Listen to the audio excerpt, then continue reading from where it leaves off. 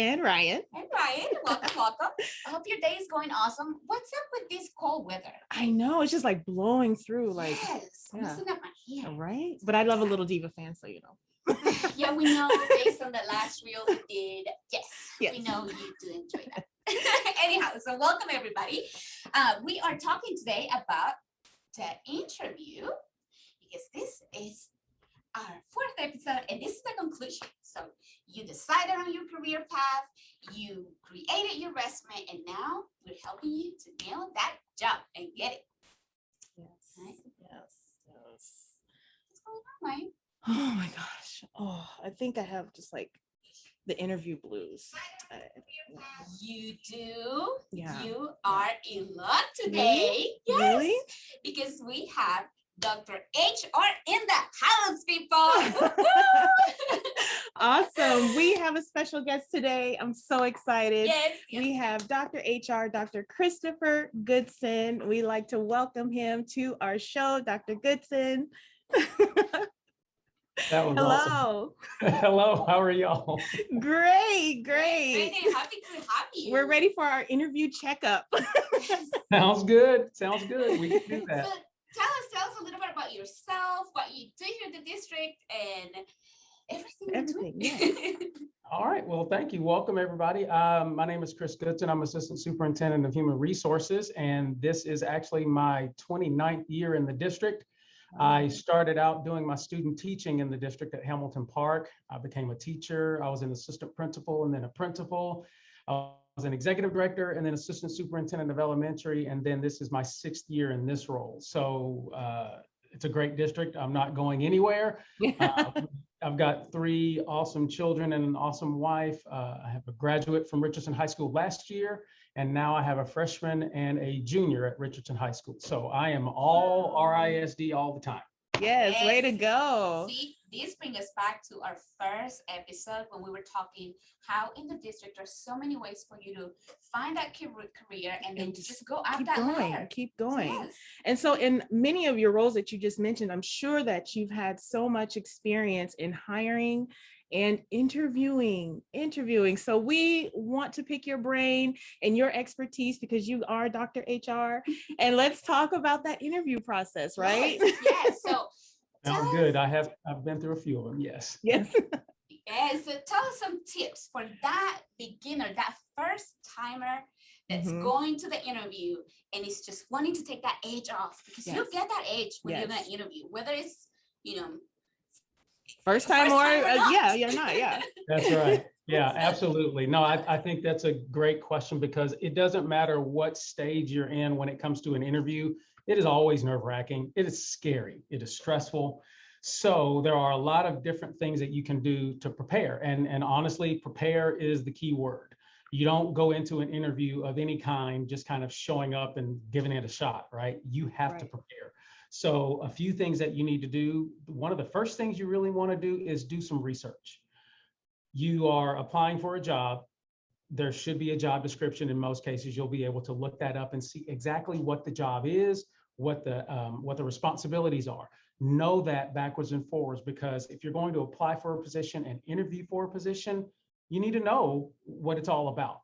In addition to researching the job itself, research the district or the institution or who you're going to work for. Know a little bit about their history, what they're about. When I wanted to interview for Richardson ISD, I had to do a little bit of research. And when you learn about the culture of that organization, the climate, what they are really about, your answers are well-grounded. You are connected to the group that you're interviewing with. And when that committee or that group of people is sitting there listening to you, connecting with you as a person, and you start to present the little bits of information that you've learned along the way about the district, for example, they're going to pay attention to that. Oh, well, wow, Jenny knew about our vision statement.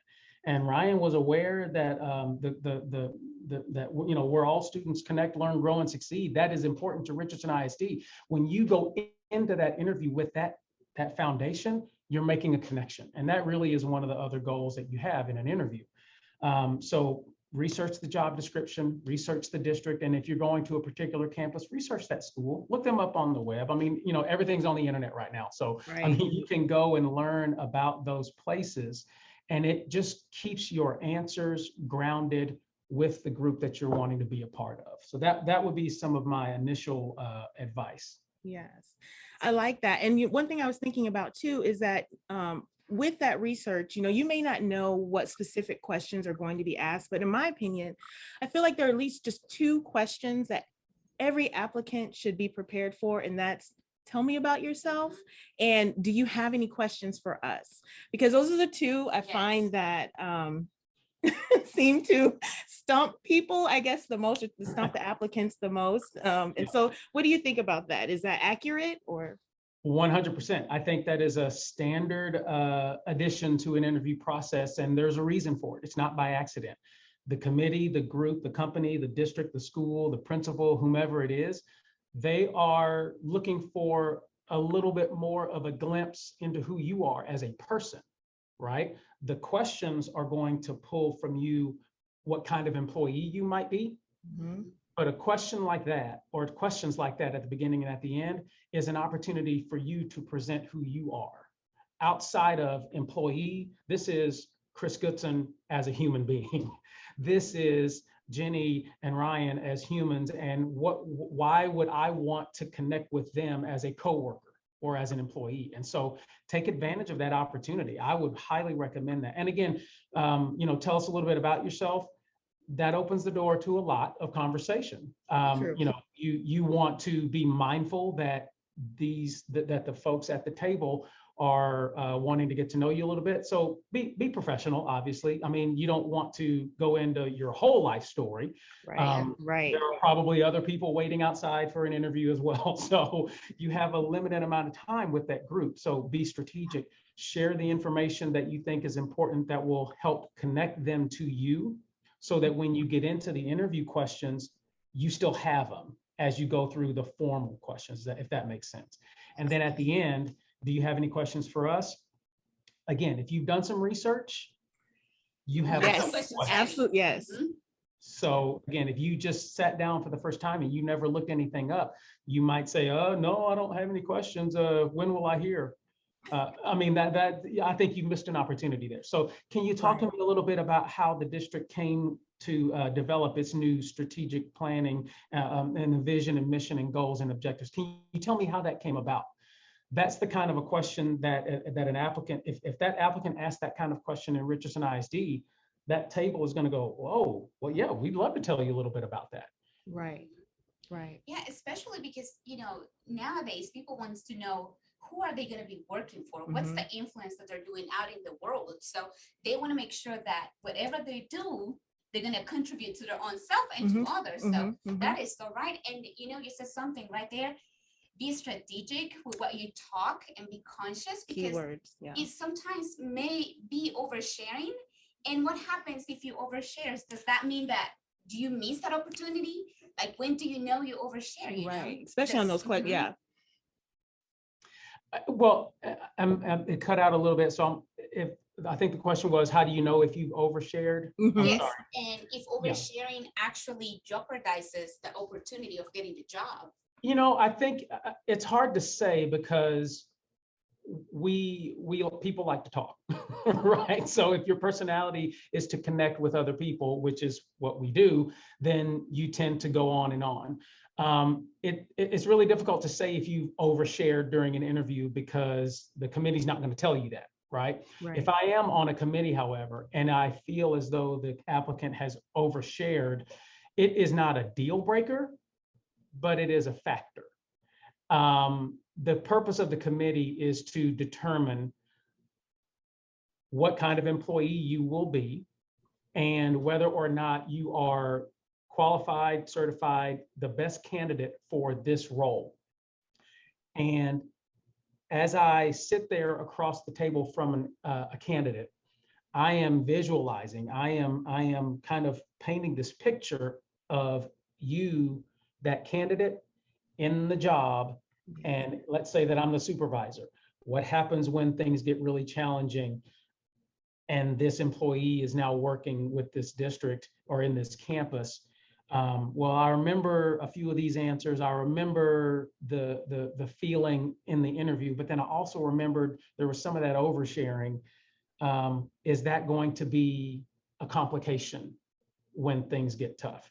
Is that going to, is there a judgment call that I might have to be concerned about because they overshared in the interview? So as the candidate, it's difficult, but it's really your responsibility to just prepare. So for example, if I'm researching and preparing for an interview, I'm also going to practice. I'm going to sit across from a family member or across from a mirror even, and start practicing how I will answer some of these questions. And even though I may not know the questions ahead of time, I mean, I would always tell people, well, what would you ask you?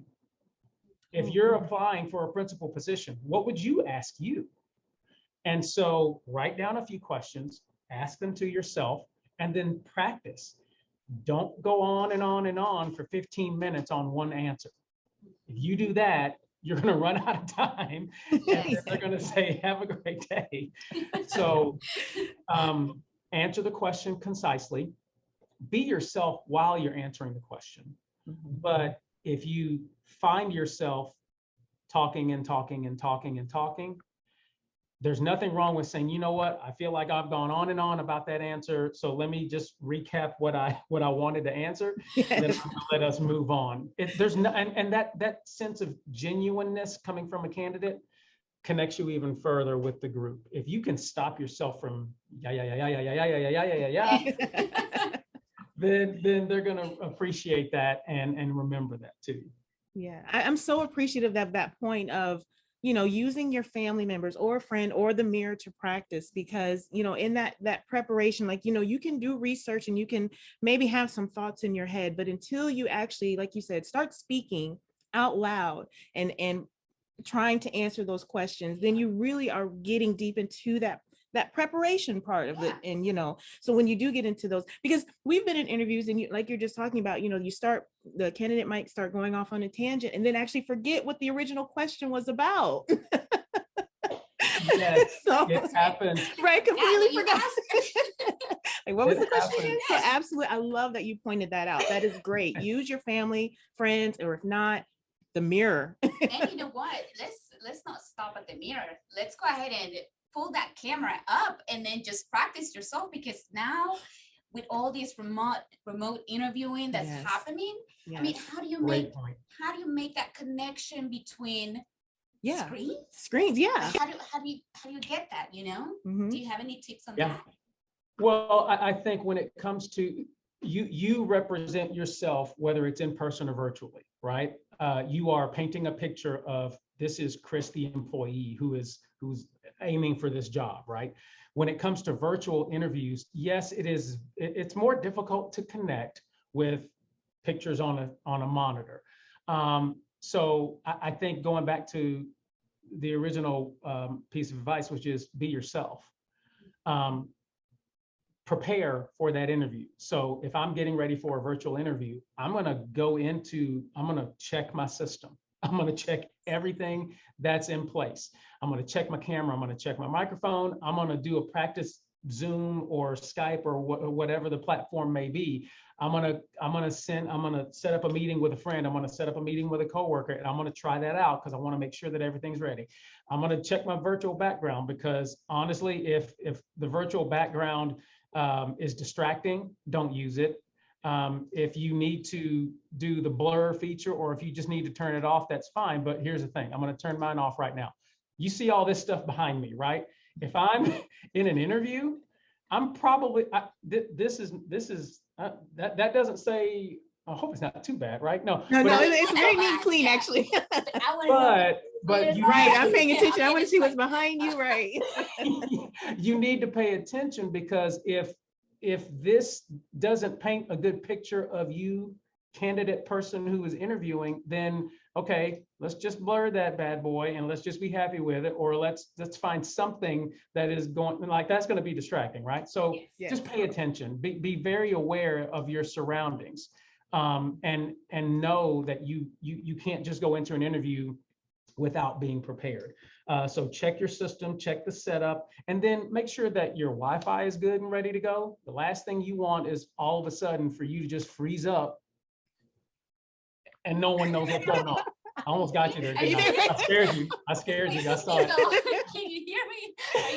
Yes, that is so true. And then make sure that you are in a quiet place, so that, because here's the thing, the committee is looking to see how seriously you're taking this. And again, an interview is important.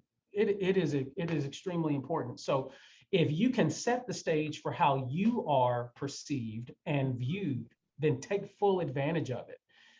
When you go to an interview in person, the only thing that you can really navigate is your attire, your appearance, and then how you present yourself. Right. And you have to own that too. So whether it's virtual or in person, you have to own all of this. Yeah, absolutely. And another point I want to add to that virtual meeting is that pay attention to the lighting too, because I have had some virtual interviews where it's so dim that I really can't even recognize you. And so another thing, you're talking about the sound, your background, the entire, situation where you are, but the lighting is also key. So that way you are visible, on the camera as well. Well, and I would also add, lighting is extremely important. That is such a good point. And it's something that can be easily overlooked.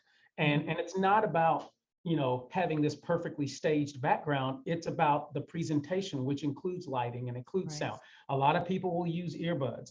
You need to be sure that those earbuds are quality enough so that you don't sound like you're talking, sound very clear, and the people on the other side can hear you. And again, it doesn't mean go out and spend a ridiculous amount of money, but it just means, okay, if you need to spend a little bit more to get a little HD camera that can do a better job of presenting you, then might be worth it, because virtual everything happens now all the time with the pandemic. So you're going to be using that camera. You're going to be using that microphone like the one y'all have there between you. I mean, those are investments that make a difference.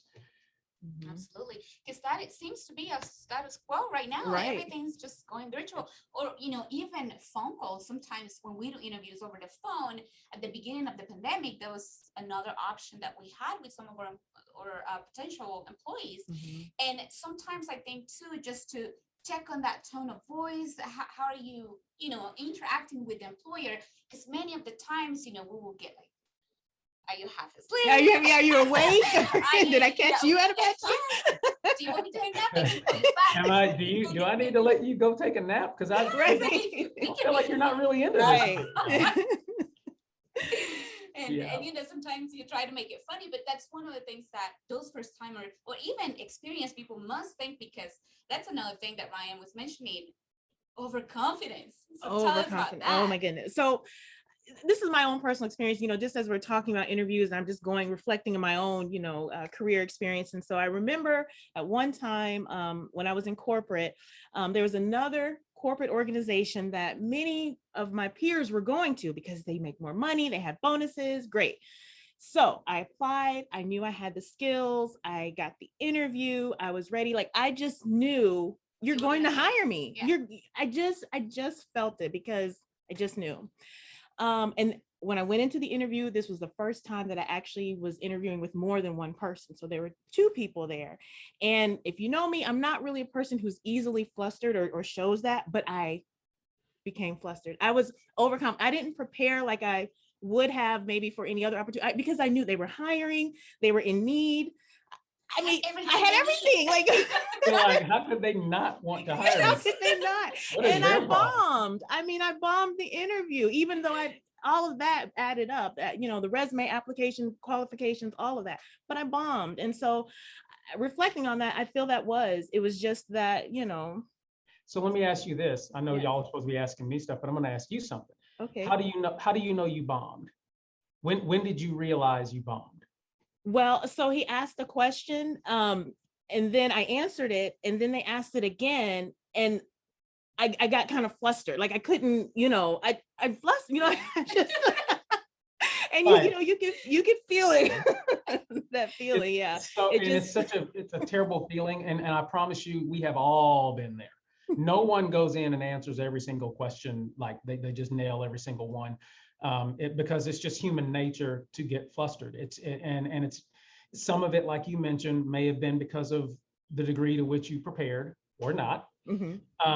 And then the other part is, okay, if you're not reading the room and if you're not answering the actual question, that you find yourself, you catch yourself rambling, you catch yourself going on, and then you're like, wait, I don't even remember what the question was. I wonder Yes. and then you have to ask them, what was the question again? And then let's just say that there's nothing wrong with asking them what was the question again, but it can be disheartening, it can be jarring when you find yourself in that situation. So prepare for that, because here's the thing, it's going to happen.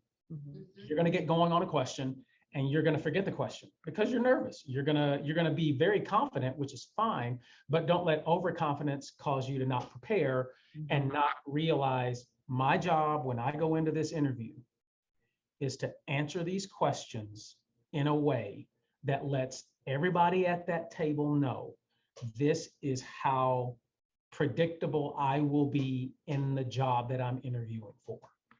And so you need to answer the questions as though you have the job already.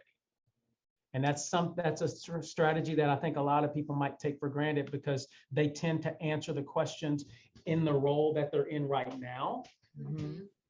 But that's not what you're interviewing for. You're interviewing for this role. So if I'm interviewing for a teacher position and I am in a different role now, I need to answer the questions like teacher Chris Goodson, because that's what's going to help the principal or the committee see how I would actually respond in the job.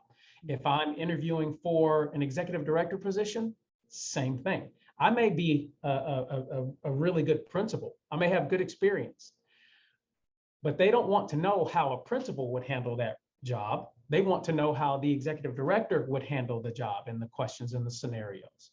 And so confidence is good, but reading the room and paying attention to the interview as it's happening and being quick on your feet to respond will never, you can't go wrong with that.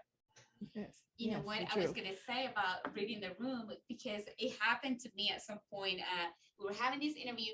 I'm reading the room. I know there was a connection. I can see they're like, yeah, like this is the candidate that we need. Mhm. And then there was a question, that moment, like you said, when did you know that that happened, that Mhm. you ruined the whole experience? And they asked the question and I answered with, well, I don't like this, but that moment I knew that You felt everything it. was going down. Oh, And yeah. I swear I had everything like figured out. So overconfidence, Overconfidence, definitely yes, included. yes. Yes. And I mean, I feel like you might encounter that a lot, especially where you might encounter a company or business that does have a high demand or has, they are hiring. So you can go in with overconfidence, like I'm just going to go in and get this job. And back then I think that was my mentality a little bit, because I knew they were hiring and yeah. So that it can apply in any situation. Just if you think I'm going to get it just because they need me, that overconfidence still Well, the good news though is you have an opportunity to learn from that. Those Yes. are all experiences. As far as I know, no one has ever gotten every single job that they have ever applied for. And if they have so far, just wait. There will be a moment. Just wait. Return is And It's coming. no offense to anybody. I mean, we just have to be realistic, right? It's going to happen. And so every experience in an interview or even preparing for an interview is learning. It is growing. And so if I sit with a colleague of mine and we're preparing for an interview, I need to pay attention. I need to take that constructive criticism, that feedback, and then I need to put it into practice when I get into the interview setting. If I'm researching and then preparing, I'm more and more ready. But things can go all kinds of ways in an interview, whether it's an in-basket activity or a lot of questions and a very short amount of time to answer them in. If I have 15 questions and I have an hour, I know I have to be concise and I answer the question that they're asking. Yes. If I'm not sure what they're asking, I'm going to ask them to help me make sure that I'm sure. So I just want to be sure the question is blank. Yes. Okay. That's okay. And that is smart. That is smart interview strategy. And if you need to take a tablet in the room with you so that you can write down a couple of points as they're asking the question, just to keep it clear in your own mind, do that. We have the practice now, and you would think it would be earth-shattering, but it was just such a simple practice. When we have an interview for maybe central level positions, we have all the questions on a piece of paper taped in front of the candidate, because guess what? It's not a secret. They're not, I don't, that is one layer of stress that we were able to take off the candidates. So when I sit down, and yes, I might have 6 people at the table in front of me, but I can see the questions. We're still going to read them as we go around the room. But if I'm not sure what Jenny asked, and she's question number 1, she'll ask it and I'll go, okay. And if I need to take 10 seconds to look at it again so I can process, go for it. I can't tell you how much that has made a difference, just from the standpoint of easing the tension. And it's right there. It's right there in front of them. And it's really something. So it's a practice that I'm glad we put into place a few years back. And we've actually gotten compliments on that, because we are still in that. We are. I love that. I've never even thought of that. It's not a secret. The questions, and we want you to succeed. We want to pull the best from you, right? So let's set you up for success the best we can. And so I think one of the last questions that we had is the etiquette after everything is done. Do you email them to thank for the interview, like 24 hours later, maybe wait until you hear back? Like, what's the etiquette on that end? That's a good question. I think it depends on what you're comfortable with. I know as a member of a hiring committee, I always thought it was a very professional thing to do, to just reach out and just say thanks for the opportunity. But I also don't think negatively of a candidate if they don't. That's just my opinion. And I don't know if it's a standard expectation that you would reach out to every member of the committee. But if you have an opportunity to do so, because you can look up everyone's email address online, why not? Why not? So I think those are, again, additional steps that will establish a greater connection with the committee. And will that be the difference maker as to whether or not you get the job? Probably not, but at the same time, you've left a reputation of yourself as a candidate who holds themselves and conducts themselves in a professional manner. And whether or not things work out with the job, you know what? I remember her, and she, okay, that's good. Because here's the thing, down the road, there'll be another position that opens up. There'll be another job, more than likely, in that district or with that institution, and you might have to come back for another interview. Wouldn't you like that to be one of the lasting memories of, you know what, they came in, they were professional, they brought resumes for everybody, even though we didn't really need it. They shook hands or said hello to everybody. They remembered names, even though they answered the questions and finished the interview. They had done their research. They knew about the district. They knew about the strategic plan. They knew about the power of love with the Richardson ISD, and they went online to look at convocation on YouTube. Wow. Okay.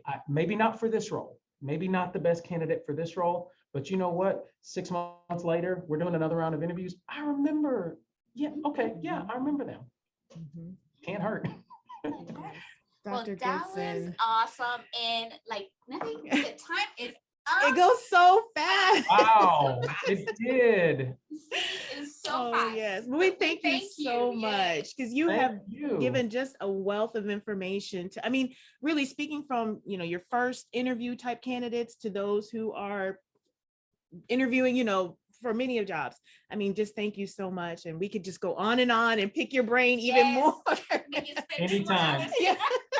Anytime. I love it. Thank y'all so much. This was great. Yes. Yay. Well, we'll have to see you soon. Yes. Bye. Because why soon? Why soon? What is soon? Is there a season 2 coming up? What? We don't know. But how will they find out? Because they're gonna follow us on TikTok, Twitter, Facebook. Oh my God. Instagram, and YouTube. Yes, subscribe to YouTube so you can rewatch all of these and get all the information and watch it as many times as you wish. And what about our resource highlight of the week? Yes. So here's the resource. If you subscribe to our newsletter, the link is going to be in the comments. We will send you an ebook with all these tips and tricks to nail that interview. Yes. So subscribe, and then, nevertheless, all the resources that you have online. So each university that's around UNT, UTA, go to their websites, to the career site. Yes. They have tons and tons of tools to help you practice interviews. There's this one engine called Big Interview that you literally log in, and they have people that can help you, coach you through the interview process. Oh, wow. That's so awesome. Wow, free. Hello. Free. We love free. We love free. Yes. So, stay tuned with us, follow us, subscribe, because we're here to help. And don't ever hesitate to either send us a DM, in Twitter and Facebook. We're here to help. We are here. Subscribe, hit that link, bit.ly/careersub, so that you can receive all of these resources, access to us, and exclusive information that we can't share. We don't have enough time in these power-packed lunchtime lives, but stay connected. We made it, people. Season one. Season one. It's done. We did it. See you soon. Bye.